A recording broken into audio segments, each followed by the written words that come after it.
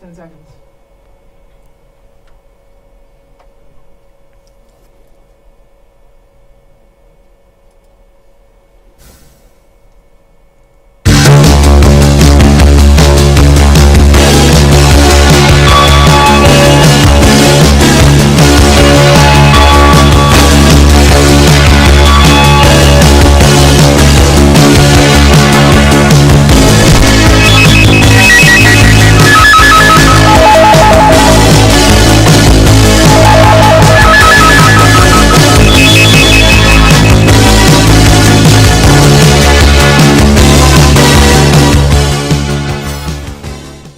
Hello everybody, welcome to the show. First, I just want to show you our blog. Let's go scroll right on top, mainly because we're going to be matching here. Yeah, it's a long blog. I'll continue with that, and then if you go scroll down a little bit to the bottom there, you will see the pictures that I posted from the yes, The Greatest Showman. Something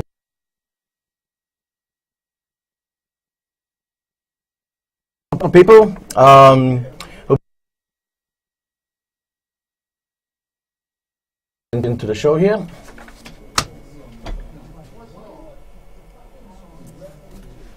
Are we on? Yeah, you are. Oh, okay. Hello, everybody. I'm just remind me I'm looking at the monitor here. Okay, so got caught. Okay. Anyway, a lot of people have been joining up on my Instagram. So that's the blog and Instagram. Just go to Google, Villain Express blog, Villain Express Instagram. You'll find me. A special shout out to Godzilla Fan 237. He's been posting a lot. He's been doing his own little mini reviews. I'll shout out to him, mainly because Godzilla anime was such a big hit in Japan. It hasn't come out of here, so we can't do a review. But they're gonna make that into a trilogy. So I was saying before.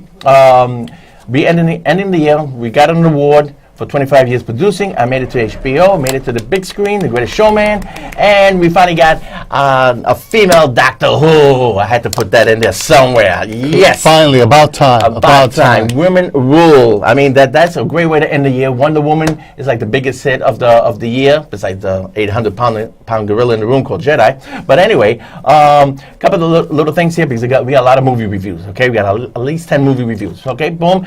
I was mentioning about that little camera trick. This is Martin Scorsese. He actually does the commentary on this, and he's actually in front of the camera, and he shows his favorite scenes from old movies, all types of directors, starting from D.W. Griffith all the way through Spielberg and himself. So, and that's a reference to that Goodfellas camera trick is in here. Okay. Now the background acting, I said we're going to talk about it in the show. We got so many movies because it's going to be New Year's Eve weekend, and you still have a chance to see some other movies. I just want to mention this because this book has got to go back to the library. And the Kendricks, of course, she has pitched 3. It's a very successful franchise for her. And believe it or not, I recommend seeing Twilight. Ooh. Why? Because she started as an extra. She was actually known as number 44. When you start working as a background actor, you are given a number. You're not even referred to as a name. Unless you work on a certain project. Like I was in Gotham, by third day, everybody's, where's Frankie? But when you start in a project like the first day, you're usually given a number. And she says something very interesting. As a matter of fact, she's in the wedding scene for your Twilight fans out there. And she said the reason Navy SEALs drop out isn't because of physical demands or danger, it's because they don't want to be out in the cold anymore. And she said she did that whole wedding scene. Everybody was freezing. They filmed outside, and they had a permit to film in that resort there for only a couple of days. And just when they started filming, the temperature dropped. I want to say hello to my fellow background actors who filmed Blue Bloods, Elementary, and I forgot the other show. They're all out there in freezing weather. No, thank you. With that announcement, we have one more show. We're going to tape a special. That's one reason I'm leading up to that. Me and Mark, we're going to do a special. We're going to come here during the week. Probably be a half an hour, 45 minutes or something like that. And it's going to be repeated in March and February or March because I'm getting on the plane, getting the hell out of here. But we have one more show to do, okay? And the next show will be more about the background acting. And I got a little footnotes, but we're going to mix it in with, let me just put all this stuff on the side. Boom, we got that out of the way. Now, let's start off and get this 800-pound gorilla out of the room, okay? And we're going to go to the movie reviews, okay?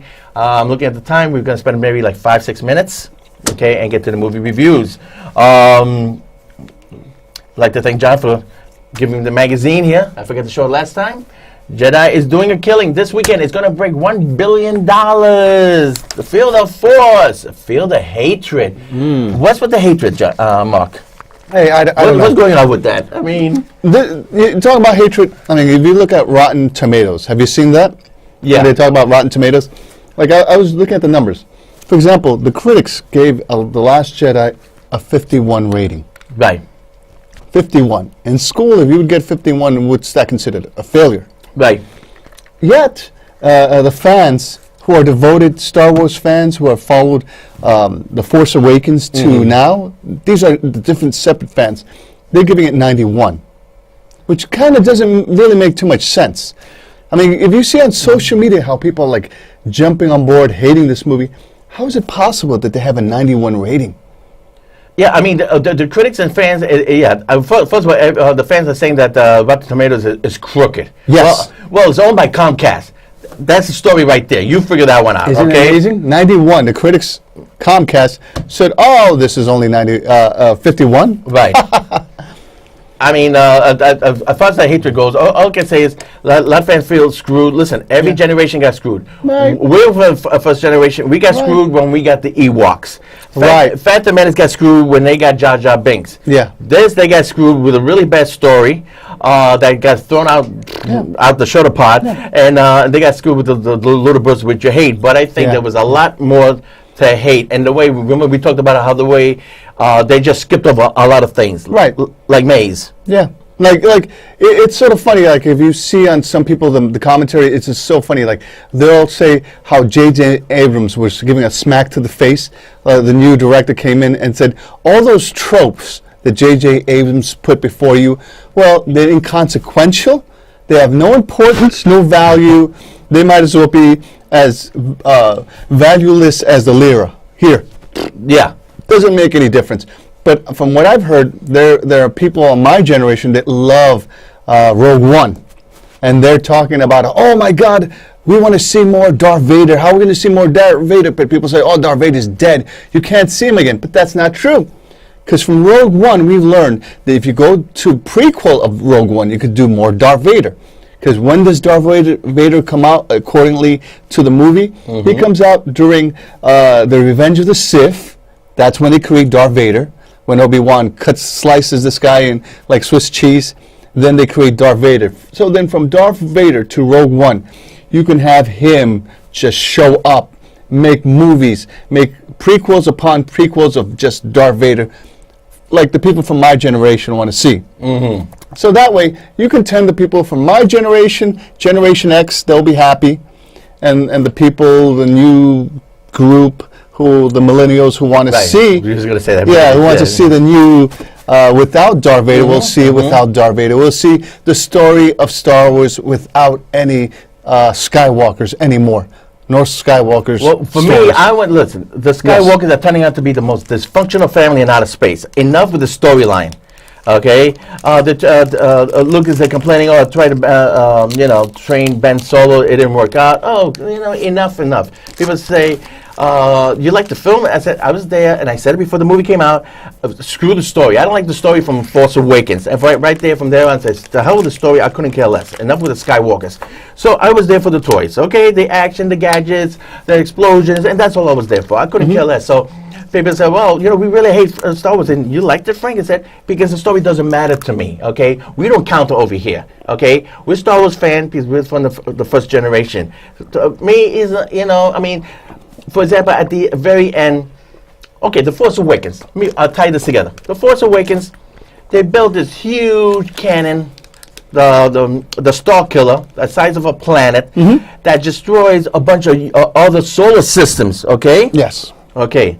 Now, at the end of The Last Jedi, spoilers, because I think everybody and their grandmother saw this film already. You better see it. That at the very end, they got the walkers, the giant walkers, and they got this huge cannon, and they can't blow a wall on the side of a mountain.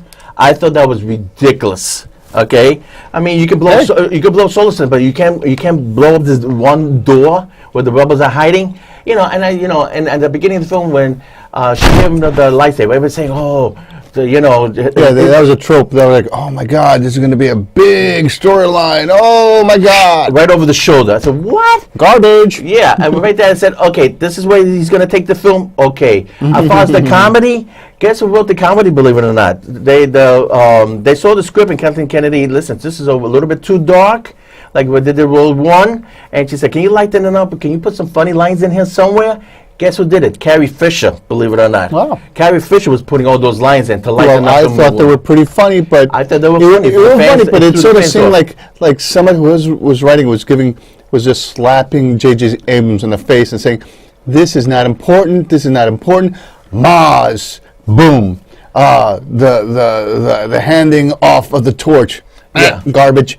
Yeah. Oh, and the other big trope, how they talked about this kick-ass silver stormtrooper is kick-ass female. She's going to be a big force, and you're going to see her how she operate. First episode, they threw her in a dumpster. Second episode, she fights with Finn, who has almost no training with the combat. He used to be a janitor. Yeah. She trips, she falls, because the platforms are falling beneath them. She falls, trips. You see her, "I'll see you in hell," and then she dies. Yeah. Like something out of like The Wizard of Oz. What annoyed me, see, now I can understand the hate, afterwards, I mean, because I couldn't get the hate.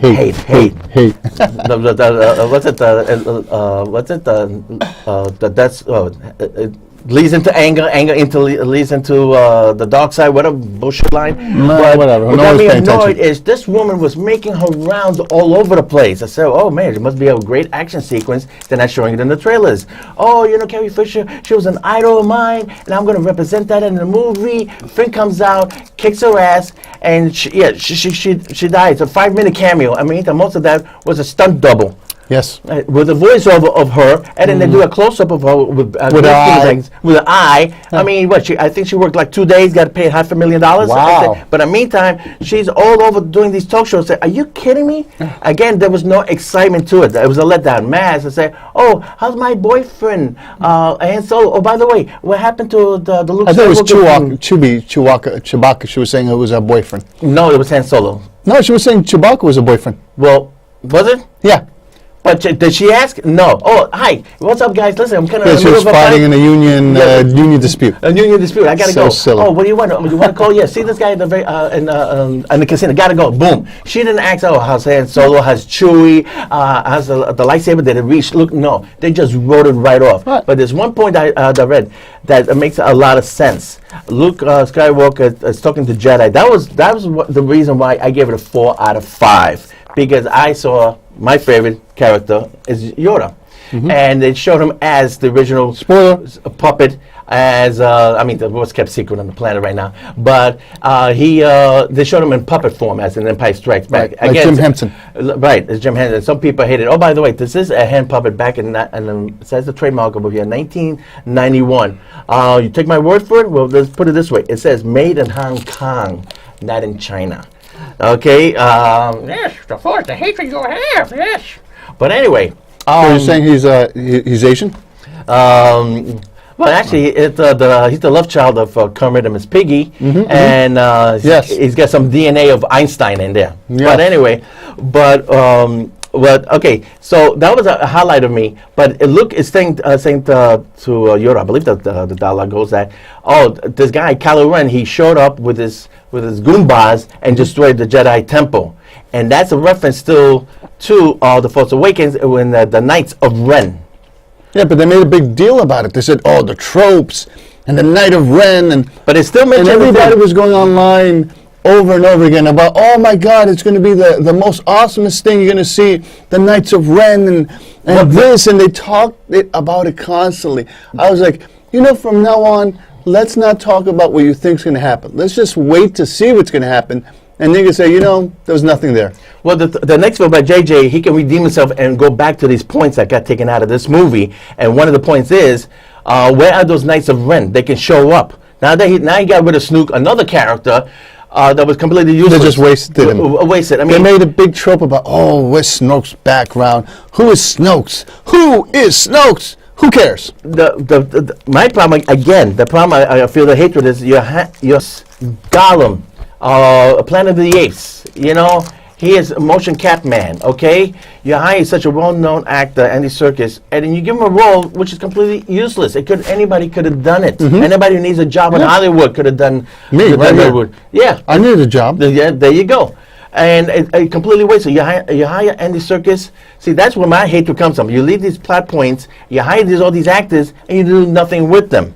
So now I can share some of the hate that you guys are feeling. Again, I just enjoyed the movie for what it was because That's why I gave it a 3. I was like, eh.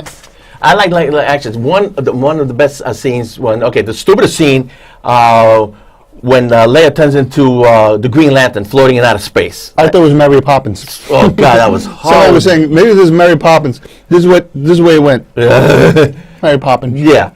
But the other scene when Laura Dern sacrifices herself, the one with the silver hair, the purple neck, and stuff like that, and she puts her ship on light speed and cuts right through the destroyer. They said that's impossible.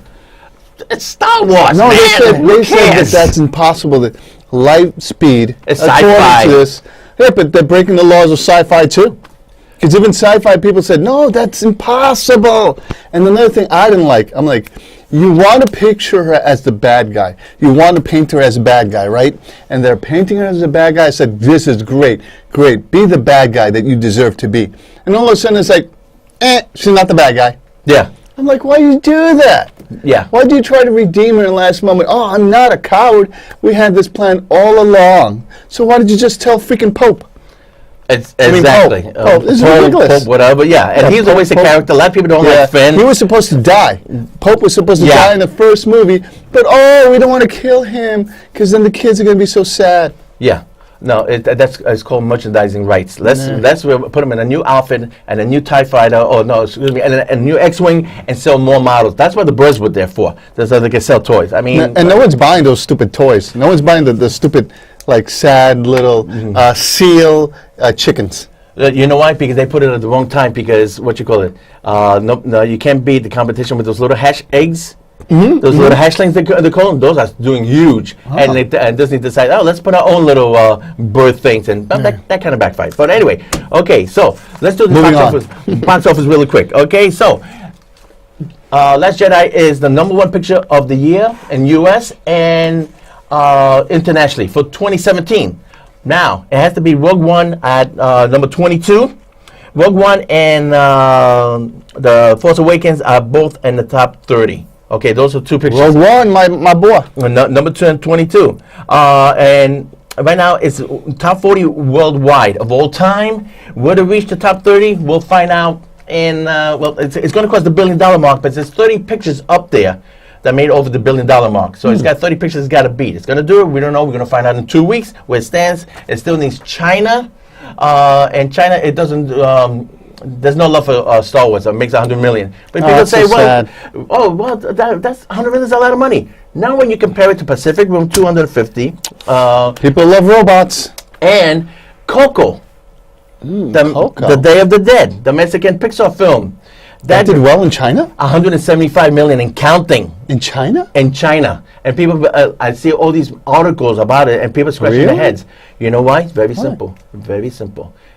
If you, I live next to Chinatown. I got Chinese neighbors. And they're very... So you know. They believe in spirits and ghosts a lot. Okay. And that's the connection. It's all about the Day of the Dead, about the ghosts and the spirits. That's why there's a connection. Now, remember you said American movies are too wordy unless there's a lot of explosions, and that's why 4 countries? Yes. And this is the one I can't figure out, because the last half hour of the movie, there's a whole plot twist. The kid loves this guitar player who passed away, let's think of it as Jimi Hendrix, right? He passed away. Right. Oh, he's my idol. I want to be like him. And said, don't get into Spoiler? music. No spoiler. There's a whole twist at the end. What's up with this guy? He sees the ghost. Yes. He sees his spirit and stuff like that. Yes. It doesn't turn out to be what it is. Of course, Rockstar's all full of shit, Anyway, but it's talky plot. More twists. I'm going, okay, the country doesn't like a lot of explanation. No. But Coco is doing huge in China. When they're explaining all this plot twists and all, it gets a little bit convoluted. That's the part I can't figure out. Wow. It's That's like, amazing. Yeah. That's the first, because if you see most Hong Kong cinema is known for its action. It's like from the first minute, bam, what do you call it? Slam, bam, thank you, ma'am. They're just quick. Bam, bam, bam, bam, bam, Well, bam, the bam. one movie this year, Wolf Warrior #2, I didn't even hear Wolf Warrior #1, has made over $800 million alone in China. Wow. Jesus. And Who has the money for that? And that is a lot of action, and it only cost $80 million to make. I'm beginning to suspect something because, like, they say for the top, like, 10% of wealth over there in China, for example, if you're making anywhere between over $40,000 a year in China, they consider you at the top 10% of wealth. Right. Now, if you're telling me not that many people have that much money, who's buying all these tickets? The tickets, the ticket prices are very different from over here. I mean, we went to see Greatest Showman, and that cost me almost like $40. Right. Okay. Over in China, Ouch. the average seats are less than $5. The way they do it is by volume. By lowering the price, something they should do over here. Yes. Lower it because there was an Because article. we hate going to the theaters. I hate going to the theater. Right. You get all that New York interaction. There was a good thing about Movie Pass. Remember they came out, they were charging like $30 for the month? Yeah. No, I think it's $10 for the month. It went down $10, and the audience attendance has gone up 3 times. Wow. And people said, okay, so all you got to do is maybe see 5 films. You can see a film, it's unlimited guest pass. Okay, it's called Movie Pass. All you $10. need is an Android phone or an Apple phone.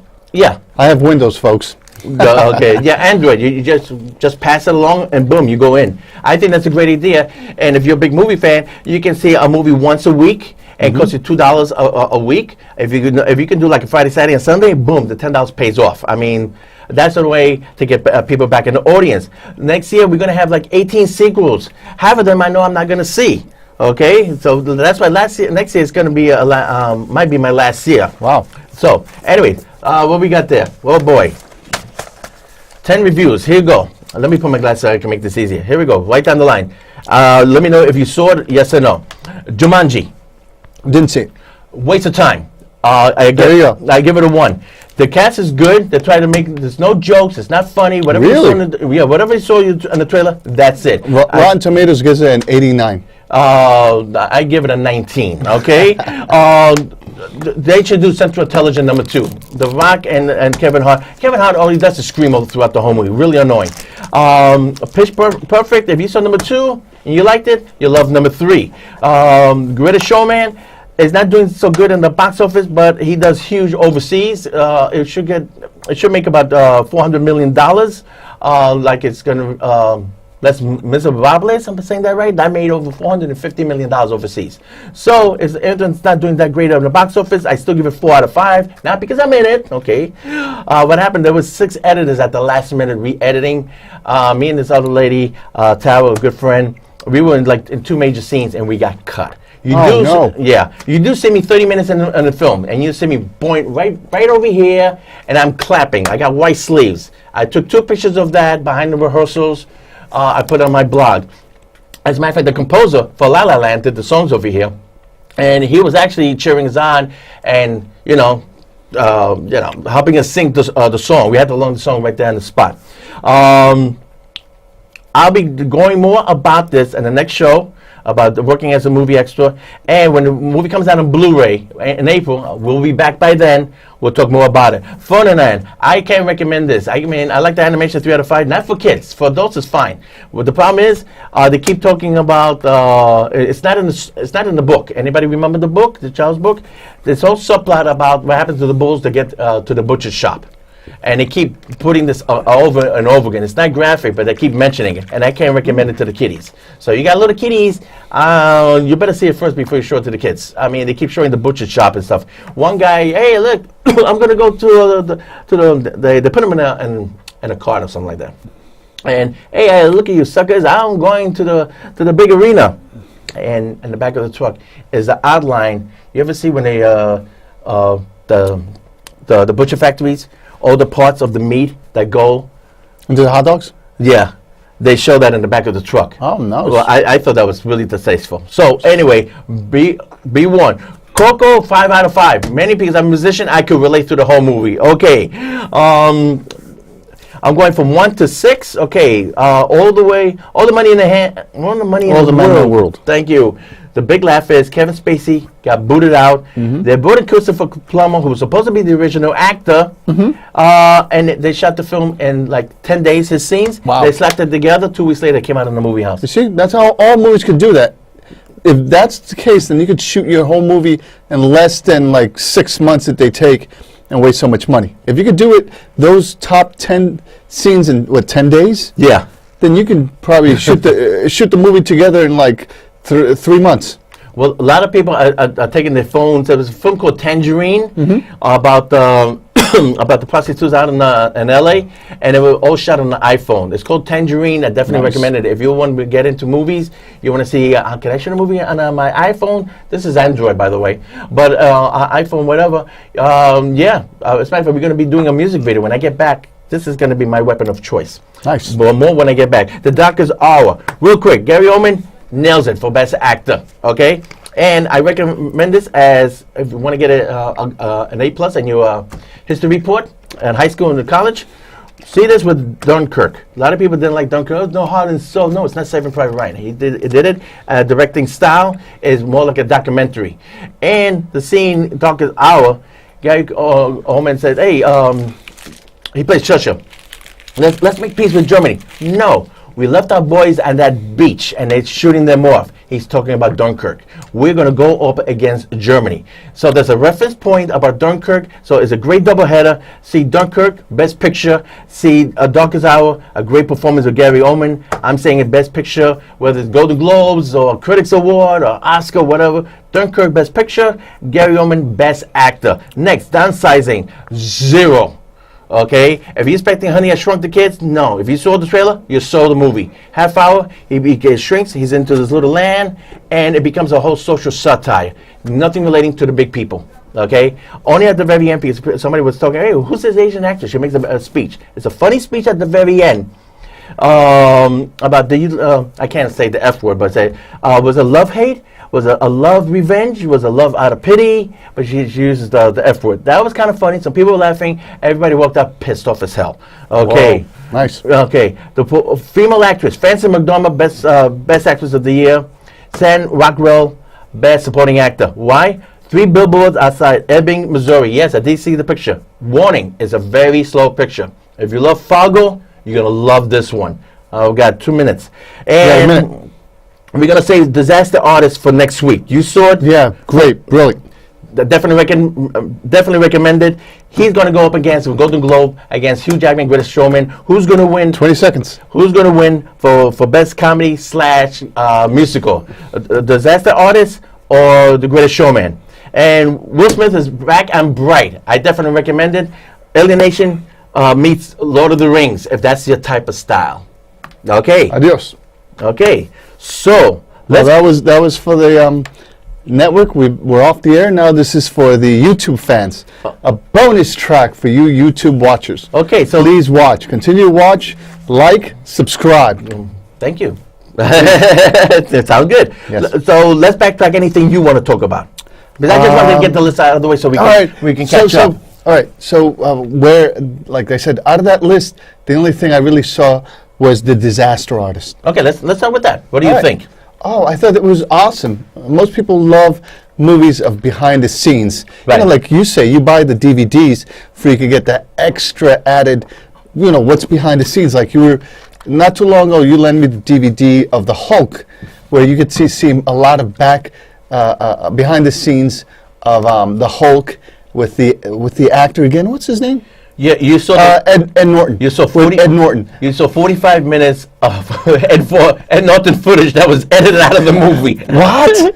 How many? 45 minutes. No kidding. He wrote and wrote and wrote. And whoa! And here's the thing about actors. Another thing for anybody who wants to become an actor. Jesus. Actors can be very insecure. He said, "Okay, I'll do the Hulk, but I want some of my face. I don't want to be the Hulk throughout the whole movie. Then you don't need me. You have a voice." That's what happened with Tobey Maguire. At the very end, you see Spider-Man fighting Sandman and Venom, but half his match is destroyed. right? He was supposed to be in full costume. He was complaining to the producer and directors. Oh, my I want them God. to see my face. Oh, my It's all about my God. face. Can we Yeah. rip half the costume That's off? why isn't that what they said about Leonardo DiCaprio? That's why he couldn't become Spider-Man, because he didn't want to be covered up. Yeah. Yep. That's stupid. Just take the money. Like they say, take the money, run. And if you're smart like James Franco, you take the money and you make a disaster artist. Good book. Read it yourself. You have enough money like Tom Cruise where you can make your own films. You buy up a franchise and you run that franchise into the ground. That's one way of doing it. Well, as a matter of fact, and the disaster artist, because I worked with James Franco on on The Deuce. Yes. And, Oh, I love this. and there's one thing about him. He directed and produced and acted and everything like that. He's very much into French directors. When he was there on The Deuce, he go into, we were filming inside like a bar restaurant. So there was booths. So he would go into the booth, and next thing you know, he just pulled out his book about French directors. He did that all the time I was there. That's all he was doing. He's known for that. And somebody said that he's antisocial. No, he's not. He's studying. He's studying to be a director. He knows he's not going to be an actor. Yeah, you can't be an actor for the rest of it. Yeah. John Wayne did it. Yeah. John Wayne was the only guy that he still commanded the box office in Hollywood. This man was already, how old was he at the time where his last picture when he died of cancer? He was already in his 70s, close to. Yeah. And he was still commanding. That is very hard to do. Not everybody can do that in Hollywood. He was like the #1 box office draw, believe it or not. The last movie he did was The Shooter, and he was still commanding Hollywood. He was he was always in the top 10 for 20 years. He's the only actor who has done it, and nobody has ever going to do it again. Nobody. Not Burt Reynolds. Right. Not Harrison Ford. Not Clint Eastwood. Not all those people you love. Well, look, Clint Eastwood, he said, listen, I can't be shooting up everybody all the time. He did The Unforgiven. I think that was one of the last films he did, where he acted and directed. And Clint Eastwood became a director full-time, no more acting. And he's the only one in Hollywood that owns 4 Oscars. Whoa. Okay? For directing. And producing, because he also produced Unforgiven and the one about the boxing. He produced that and directed it. Baby something? Yes, I forget. The boxing movie. Yes. So he's got 4 Oscars. Wow. Okay, so James Franco sees this, and that's the direction he's going. I think he did an excellent job on the Disaster Artist. If you haven't seen the film, Excellent. Did you see it? Yeah, I saw it last week finally. I saw The Room a couple years ago. It was awesome. And I thought, The Room, whatever. Hey, if you want, I heard there's going to be a new showing of The Room that's coming up in January. If you're interested, we can go together. I saw it once. That's enough for me. That's how bad it is. Well, but it is bad, but the people go there to like yell at the screen. So you start learning your bars of where you're going to start throwing like your comedy routine to the. It's sort of like doing stand-up or heckling. Oh, that's almost like the Rocky Horror Show. Yes. Where you talk back to the screen. Yeah, you're just heckling at the screen. Now I'm kind of curious. People are heckling. I see their heckling.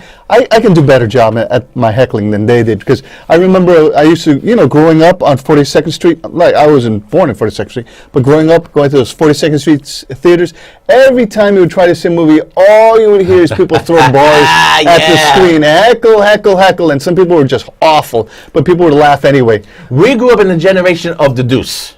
The show takes place in the 70s. Yeah. We grew up and during that generation. With Taxi Driver, he takes the girl to 42nd Street and see a porn movie. That's the way it actually was back in 70s. Before Disney bought it. Yeah, before it became Disney. Well, Disney bought up Disney-fied or whatever. Well, Disney bought up. It's better that Disney takes it, because the way the city was running was to the ground. Yeah. I think my best line when I was in watching these 42nd Street movies was they had this movie Spider with Morgan Freeman, where he was like, "Along came a spider." Along came a spider, right? And my best line, I think, was when this guy shoots at the milk, or they shoot through the milk, and he kills a woman, or they kill him.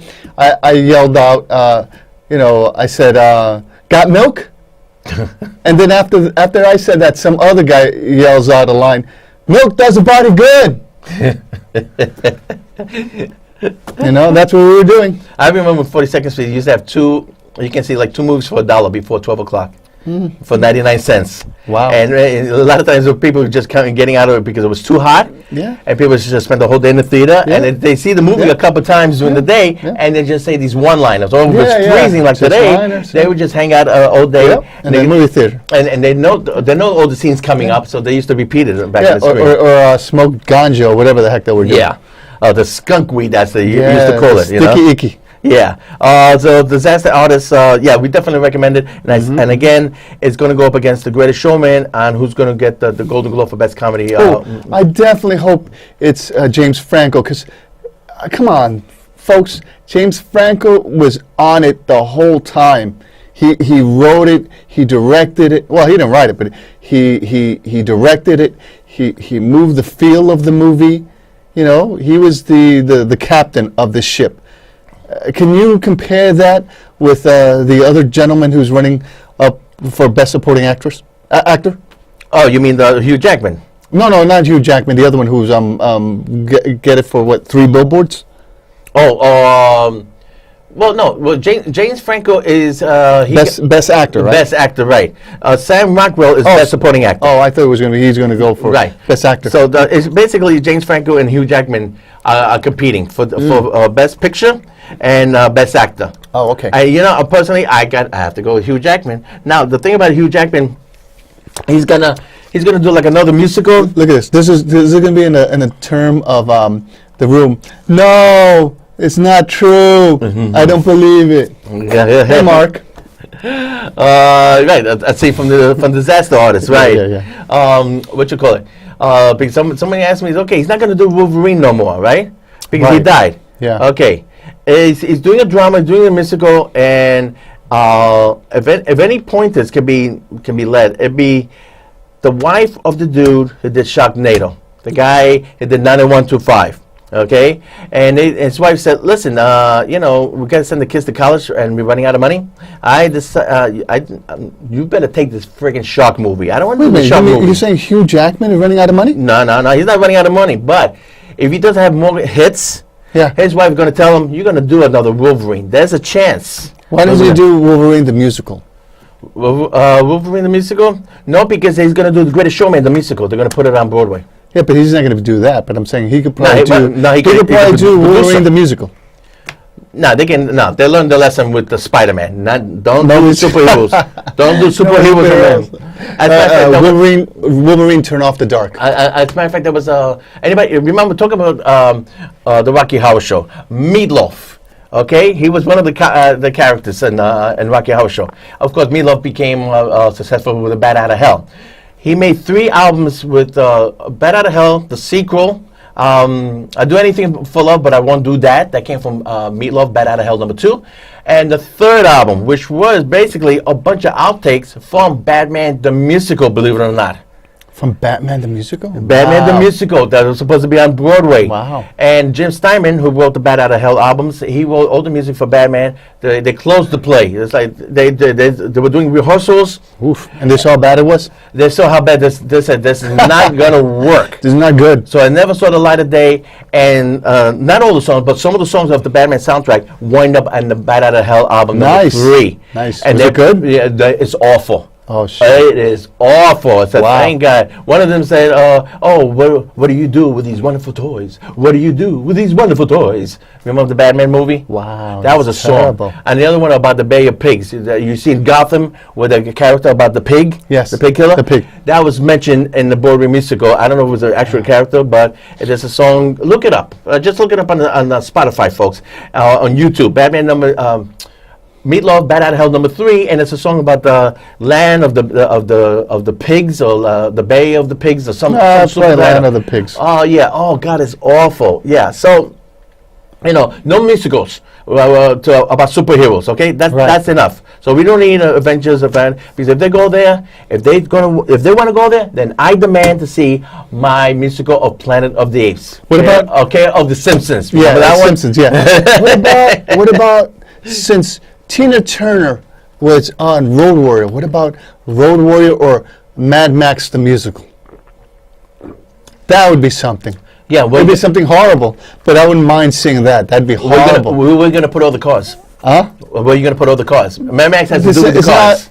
I've seen cars on the what do you call that? On the stage. Lady Gaga's done that. She's put a car and she's danced around it. Yeah, but one car. she has a huge you can do stage, it. but not You can do it. on Broadway. This is how you do it, right? You want to hear it? Yeah, go for it. All right. What you do is you put several cars in a row. They're not real cars, but the what do you call it? The fiberglass of the car. Right. Everybody's in the car.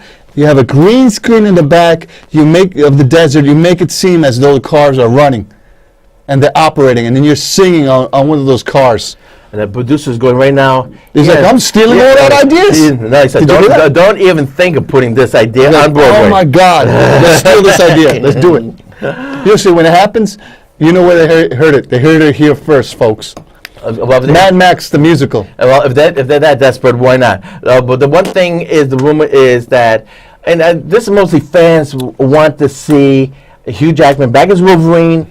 They should do him and Deadpool. I think I agree with that, and they should have him with the Avengers, some sort of Avengers. It's got to be with Captain, not Iron Man. Now people say, well, Robert Downey Jr. contract has expired already, right? But they've been paying him per film. Per movie. Oh shoot. Yeah. So his $40 million for 4 pictures is gone, right? Yes. We like for you to be in Spider-Man with the little young kid. Sure. How many days I'm going to work? 2, 3. Let's make it 2 days, and you pay me my $10 million. That's what a lot of actors are doing now.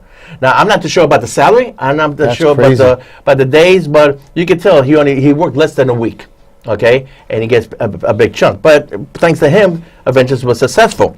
Right. A lot of actors are doing that now. Mm-hmm. They know they're going to be out of work, so they go to Netflix or something on HBO. Yes. But when they go in the movie, what's her name? Julie Roberts. She did that movie with George Clooney, and he gets kidnapped. I forget the title. Just look it up on IMDb, folks. But anyway, the behind the scenes is that he gets kidnapped and by this guy who's all pissed off because he's a reporter who got all the facts wrong. She's a manager at the TV station. She got paid like $5 million for only 4 days' work. Julia Roberts? Yeah. Well, it doesn't surprise me. I remember when they did a movie called Last Christmas, and she was in it, and she only did 10 minutes. Or something like that, and they paid her $12 million. There you go. I mean, Julia Roberts is okay. She doesn't deserve $12 million for 10 minutes. Most actors don't deserve it, but especially her. I gotta watch what I say. I work in the business. Yeah, so. But I don't think you're gonna see the likes. Julia Roberts won't probably put us in a movie together now, so we don't have to worry. Okay. We're never gonna be in that tier where she's gonna put us in a movie. I mean, I saw the work with the actor's name I forgot. Sorry. I see you in a Ryan Reynolds movie before I see you in a Julia Roberts movie. Yeah, that could happen. Yes. I see the work that he did on Gotham. The actor who played the Penguin, and because he comes from theater, and he put a lot of friggin' work in those 3 days for those scenes. Damn. And that was rough. It was hot in there with the lights and everything. And he was repeating the lines over and over. And on top of that, he was helping us actors to do our parts and stuff like that.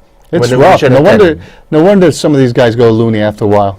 It can be rough. Yeah, it would be like driving a truck. That's another reason, not to brag, but after 29 years, there's a lot of websites out there. Oh, it's hard work. I said, listen, guys, you're journalists and you're critics. You get paid to come up with shit on top of your head. Considering all you do is sit behind your laptop and write shit. We have been there. Yeah, I'm calling you guys out there. You know, ouch. I'm in HBO. I'm on Gotham. I did 3 superhero shows this year. I was on Jennifer Jones, Luke Cage, and on Gotham. Okay, I've been on the big screen. It was rough on doing Great Showman because it was freaking cold. They actually built a tent in Steinway Studios, and that tent, the temperature dropped because it was a winter time, January, February. Of course, in a tent. In a tent, okay? It was no heat lights, nothing. No, they had the lights, but the heat lamps. They didn't put the heat lamps? No. Nothing. You get heat lamps in restaurants. You can't even get on. Yeah, I mean the cold just went underneath the tent, but the tent was built inside a sound stage. But the sound stage was cold itself. Yes. You know, no insulation. So a lot of people say, "Oh, how hard is it to work on film?" It is hard work. We were clocking 15, 16 hours a day. Yep. But anyway, so that was my little point of reference, okay? And that's why we kind of push it. Yeah. That and not showing off, but So what do you know about films? We work on films, okay, folks? So it is hard work when it comes to it. And so I guess he kind of ticked off. He needs to find somebody coming in, do a couple of days' work, and get paid a lot of money. It's like, really? You know? Guys. It's like working in an office, a 9-to-5 job. Right. You know, you work there for 5 years. Hey, you know, I want to move up. I want to be supervisor. I know how everybody works and everything. And they get, because this happened to me. Right. Working on Wall Street for an insurance company, and they got some guy straight out of college with no work experience. All of a sudden, he's my boss, and I got to teach him the ropes. Did you quit? Yes, I did, as a matter of fact. You said, you know what, a couple weeks later, I said, I'm fuck this, gone. I'm out of here. Yeah, Exactly. I'm Hey, be careful. PG-13, we're off the clock, so I All guess, right. Good. fuck him. And another thing I was going to say is, like, that's why I'm seeing this one Spider-Man movie. They're going to do it an anime style. I think that they're thinking that way we can keep the kid, whoever we get, young forever. If we go straight to animation, we don't have to deal with this nonsense of you know, dealing with actors. And eventually, I think they're going to go full CGI.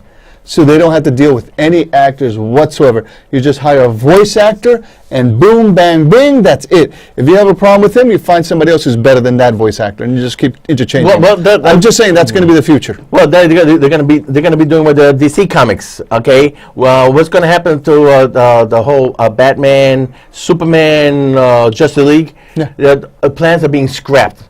Nobody knows exactly what's going down until people get fired next month in January.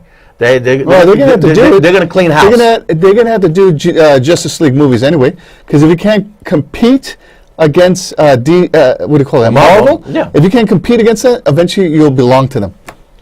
Well, right now they're going to go back, and you're going to see a lot more straight to DC DVD, Blu-ray animation movies of Justice League, like we've been talking about. Yes. They're going to continue with that, because that is profitable. Yeah. It's good. I keep buying those. The last one I bought was Justice League Dark. Right. With the voice of Constantine. Okay. He's wonderful. What you call it? And what was the other thing they were talking about?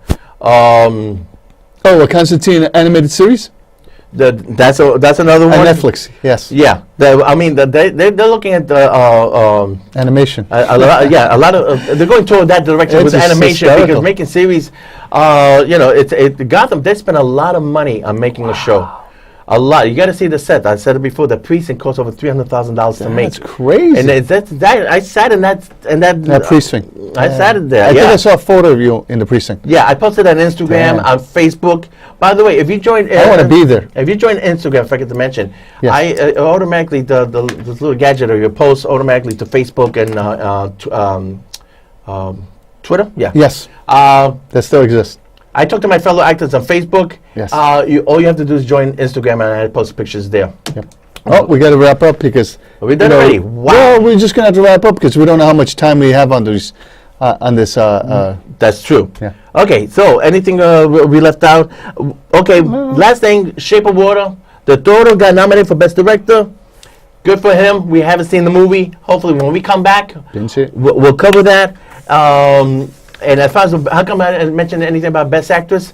Everybody, well, I did Frances McDormand only because I saw the film. Lady Red, a lot of other films I've seen. So just too many films. Too many films, yeah. I just see what I want to see. I don't see it because I think it's going to get an Oscar. If I don't like it, I'm not going to see it. Right. Victor and Abdul. Mention one more. Frances McDormand does have competition. Judi Dench, the true story about Queen Victoria. I think? Queen Victoria, yes. Right, and she has this gentleman, Indian gentleman, and who teaches her the ways of India back in time. You mean she has a best friend? A best friend. It turns out it's a comedy. It's an excellent film. It gets very sad at the end because it's based on a true story. The son doesn't like this guy, and he makes he makes him a whole mess of things, and the story kind of turns really dark and really sad at the last half hour of the movie. Acting is funny, so it's kind of a dramedy. If you can handle the comedy, and then it goes really dark and sad. That's what people are doing nowadays, dramedies. Dramedies. The Billboards, 3 billboards in Missouri, that's a dramedy, like Fargo. Okay, it's serious, but Francis McDormand is hilarious. And Peter Dinklage, the little fellow from Game of Thrones, Yes. he's in it, and he has some funny punchlines in it. Yeah, again, Let's wrap it up. this year it has to do with a lot of acting, not so much like big movies like Get Out is getting nominated. Get Out is a waste. I didn't Really? I didn't like it. You liked it? No, I didn't see it. People keep talking about, oh, it's the greatest, it's the greatest. Hell I didn't no. see it. Because it didn't seem like it interested me, so I don't care. Yeah, you're not missing anything. I only see movies that I have a vested interest. Like, if I want to see it, I'll see it. If I don't want to see it, I don't have to. Well, okay. I'm not a critic. Well, yeah. I mean, I'm a movie I'm a fan. That's it. Yeah, we're movie fans. I'm not a critic. I'm not forcing myself to watch 3 hours of somebody, talk about how the Queen of England. I'm not going to watch that. Right. Well, I love Judi Dench. I heard it's a comedy. I'll go see it. All right. Francis McDormand says. I want to see that. I really want to see that. Francis said, Frank, I love Fargo. Francis, Frank, yes. You're going to love Yes. this one. Then I go see it. Yes. Some people recommend, Frank, you got to see Get Out. I saw it. I said, what the hell are you guys talking about? There's nothing here. Yeah. And the direction wasn't all that good. So, oops, Okay. I said it. I said it. There you go. You like it? Huh? Yeah. Oh, no, you didn't. No, you didn't.